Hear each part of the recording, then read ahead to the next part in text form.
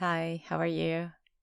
My name is Rebecca Badia, and I have decided to start this channel to be able to give voice to a topic that today, well, it is the order of the day, which is to be a mother after 40, and all the infertility, assisted reproduction process, etc. Um, I'm going to tell a little bit of my story and how I got here. Well, I think I never had a huge maternal instinct. It was something that I thought it would happen, that I will fall in love and, well, I will have children, one child or two. Well, something that would happen naturally. I wasn't thinking about it. I wasn't planning to be a mom since my 20s or something like that, but I thought it would happen. Well, I have had couples, I have lived with some of them. I even tried to have a child with one of them, but it didn't happen. And suddenly I am 43 now, 42 last year when I made this decision. And I realized that suddenly I missed that train waiting for that couple to arrive to form this family, this idyllic thing that they put in our heads and that has not come. So for that, I already ruled out being a mother. I had not ruled it out, but I was starting to think, well, this is not going to happen. I have to meet someone now, fall in love. That person has to be a good candidate to be a potential father. And of course, these thoughts generate a lot of stress. So I was having dates, but I wasn't happening.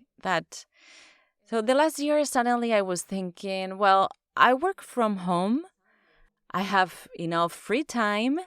Now I live in Valencia, my hometown, because I live abroad for many years. My mother lives super close to me. Then suddenly I said I have possibilities to be able to be a mother by myself.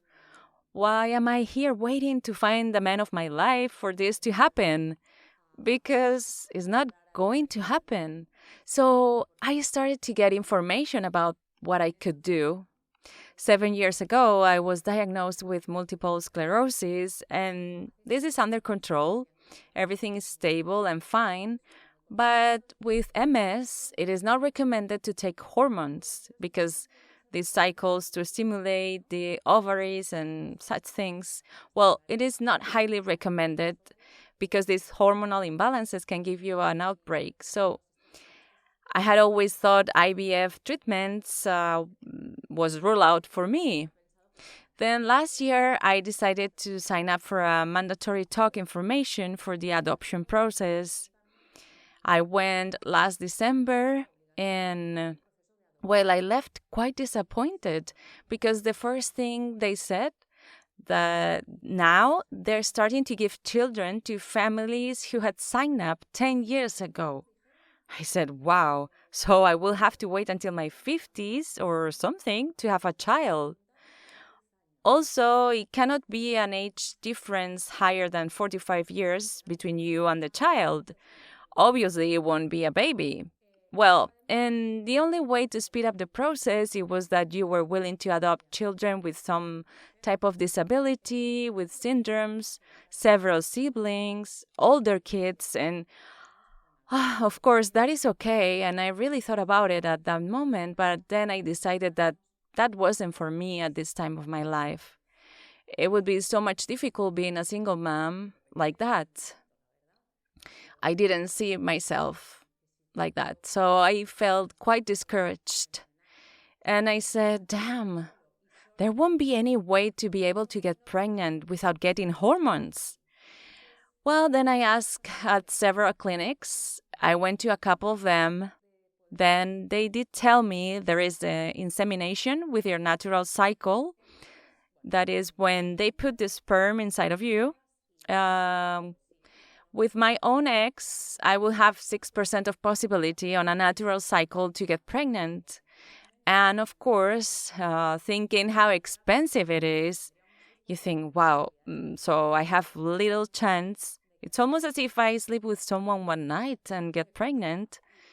So the doctor told me we have another option with great possibilities. It's the egg donation. And I said, what is that? Well, she explained to me, I guess you know, but it is when a woman donates her eggs. And, well, aside of that, in my case, I also need a sperm donor because I don't have a partner. Well, the first moment he told me that, my response was like, but it would just not be mine. And I was like super reluctant and said, well, she said, take the info and think about it. So I got home and I started checking around. I started to investigate and look a lot of YouTube channels from people. I started following people who have done this. There are not too many, to be honest. But then I said, well, why not? I was thinking about adopting a child who also it wasn't going to be from my egg or from my boyfriend that I don't have. So why I'm not going to do this? And on top of that, I'm going to have it in my womb and give it life to the baby. Then I said, I think I'm going to do it. There are many more possibilities of getting pregnant. This way, there is like 60-70%. So then is when I made the decision and I'm going to do it. It seems a good idea. So it's when I decided that I'm going to be a mother by egg donation.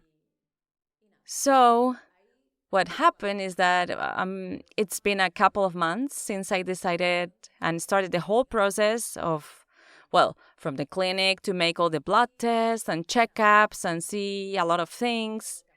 Photos you have to send to look for the donors. In Spain, you don't choose them, but they have to be similar to you. And this happened recently. So with this video, I just want to introduce myself, that you know who I am and what I have decided to do. And hopefully I can help someone. And if you want, you can join me in this process because I want to record everything that is happening and how I learn about myself in this situation, about this process. And, well, okay, here is the first video. I hope you like it. If you like the video, it would be great if you can subscribe to the channel and like the video, thumbs up. Give me your comment if you need any help or if you have any questions. I will be more than happy to help you. And I'm sending you lots of love. Mwah.